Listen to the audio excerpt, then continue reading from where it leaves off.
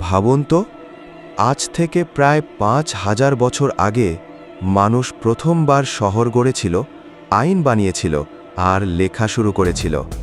এই বিস্ময়কর সভ্যতার নাম সুমেরীয় সভ্যতা। সুমেরীয়রা বাস করত টাইগ্রিস আর ইউফ্রেটিস নদীর মাঝখানে, যাকে বলা হয় মেসোপটেমিয়া। এখানেই গড়ে ওঠে পৃথিবীর প্রথম শহর উরুক, উর আর লাগাস। তাদের সবচেয়ে বড় অবদান লেখা। সুমেরীয়রা আবিষ্কার করেছিল কিউনিফর্ম লিপি, যার মাধ্যমে হিসাব, আইন আর গল্প লেখা হতো।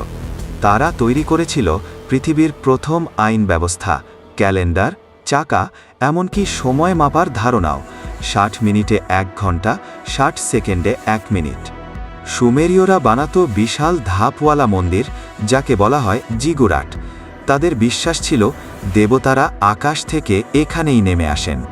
আজ সুমেরীয়রা নেই, কিন্তু তাদের সৃষ্টি করা জ্ঞানেই আজকের সভ্যতা দাঁড়িয়ে আছে।